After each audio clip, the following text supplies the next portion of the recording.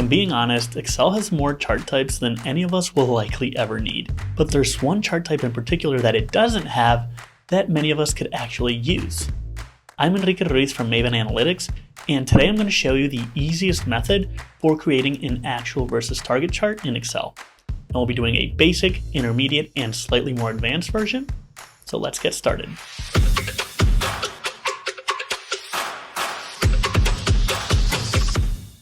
Here in Excel, you'll see that we've got actuals and targets for 5 different categories.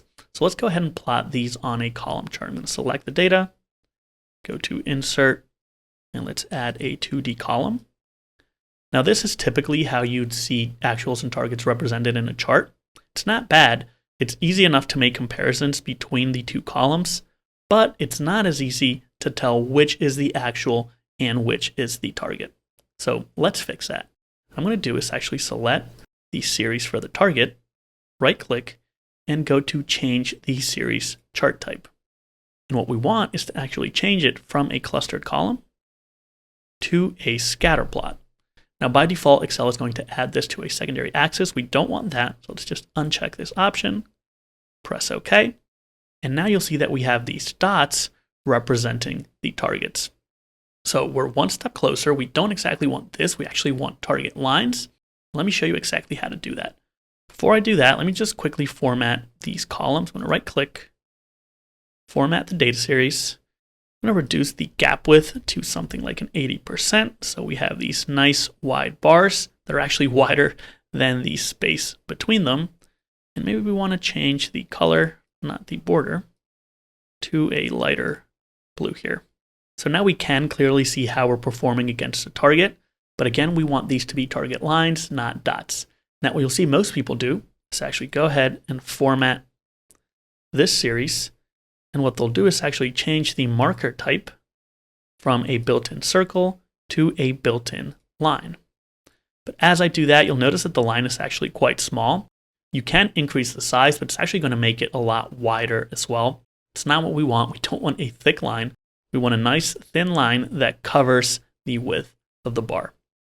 And what most people actually don't know is that you can actually just draw it on yourself almost. So what I'm going to do is go ahead and insert a shape. And let's just add the line here ourselves. I'm going to hold shift so it's perfectly horizontal. Maybe we want it about this wide, right? That seems okay.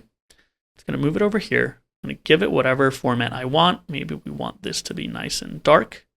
All I need to do is, with the line selected, Control-C to copy, select my series, and then Control-V to paste. And this object is actually going to replace our other markers. Now, as we click away, you'll see that even if we change the values here, say, let's make this a 70 instead, you'll see that it'll update. Let's just call this actual versus target. No longer really need the legend because it's pretty self-explanatory which is which. Maybe we can add a nice primary vertical axis title. Maybe these are sales by category. Let's delete the grid lines. And we are all set with our basic actual versus target chart. Now, what if we wanted to color code the bars based on whether they actually met the target or they didn't? Well, let's try that. Move this a little bit to the side. And what we first need to do is determine whether each category actually beat or didn't beat the target.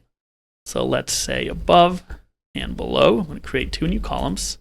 I'm just going to write a simple if function that checks if the actual was greater than or equal to the target. Then we want to return the actual value. Otherwise, let's just return 0. Apply this down. You'll see that we're only getting the values whenever the actual actually beat or was equal to the target. And over here, we just want to say if the actual was actually less than the target, here we want to return the actuals, otherwise return 0. So these are above and these are below. Now we just need to plot these new values in the same column chart. I'm going to hold Control, select my category, and then my target and above and below values. We no longer actually need the actual column. Let's go ahead and insert another column chart here. Place it right over here. Again, let me move this over to the side. this line over here. And we're going to go through the same exercise here. So I'm going to select the target. It looks like it's these blue values. Right click, change the chart type. And again, we want to make that a scatter plot on the same axis. Press OK. Again, you'll see that we have these here, but the bars aren't centered. So to do that, I'm just going to right click on either one of the series, go to format it, and just make sure that both of these series are actually overlapped on top of each other. So now they're nice and centered with our targets. We have this color whenever they're above and this color whenever they're below. Again, let's reduce the gap width to a nice little 80 here. Now let's use the colors that we want to represent each of these series. So maybe for above, we want this same blue. Let's select that fill. And maybe for below, we want this nice little orange here. That looks pretty good. And now all that's left to do is the same thing. Select our line, Control C, select our series, Control V, and we're all set. So again, actual versus target. Remove our legend, remove our grid lines. And now let's just double check that this is working properly. What if furniture actually did beat the target? Let's move this from 60 to a 75. Now it's blue. Let's move it back. And now let's try clothing. Move it down to a 45. And now it's orange. Let me undo one more time. And it looks like this is working perfectly. So that's how you can create this using a column chart. But what about a bar chart? Well, let's give it a shot. Again, select the categories, hold Control, select my target above and below values because we do want this to be dynamic as well. And let's go ahead and insert a 2D bar chart. Let's move these over, give ourselves some space, place this up here.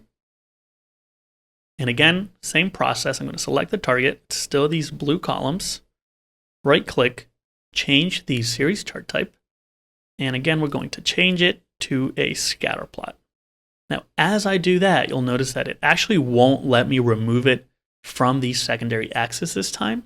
So that's okay. Let's just press OK for now. And let's see what's happening. Let me just hover over any of these points. So it looks like we have an X value for the scatter plot of 5 and a Y value of 49. So it's this target here. But we actually want the targets to be the X values, right? We want them to be along this axis. And we want the Y values to just be sequential, right? So let me just add a new column. I'm going to call it target Y. I'm just going to say 1, 2, 3, 4, and 5. I'm going to go ahead and edit this series. So I'm going to go to Chart Design, select Data. I'm going to edit my target so that now the X values, we want these to be the target. And the Y values to just be these sequential numbers. Press OK. Press OK. Now you'll see that these are actually represented properly. So let's just take care of these bars. Again, same process. We're going to fully overlap them. Going to reduce the gap width to 80. And then just apply the corresponding color. So we want the above values to be light blue. The below values to be light orange. There we go. As I do that, you'll notice that these actually aren't perfectly aligned with the center of each bar. We're going from 1 to 5. The y-axis is logically actually going from 0 to 6. That's actually adding too much space between this 5 and this 6, and this 1 and this 0. So let's actually just start at 0.5, end at 5.5, and now you'll see that they're actually perfectly centered within each series. Now we don't actually need to show these numbers, so in the labels, let's just not display them. And now we just need to go again through the same exercise. This time we don't want a horizontal line. We want to insert a vertical line. Let's just draw it on here. Maybe like that.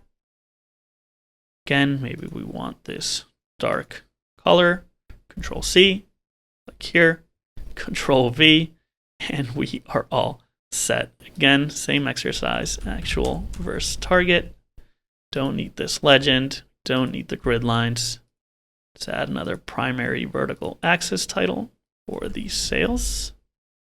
And let's do another quick double check. Let's maybe change the target on electronics up to 60. You'll see that everything adjusts, the colors stay dynamic, and we have these perfect actual versus target bar and column charts. If you're looking for more ways to level up your data skills, check out our self-paced courses and guided projects at Maven Analytics and create your own personalized learning plan for free. Thank you so much for watching, and as always, make sure to like and subscribe for more data content just like this. I'll see you in the next one.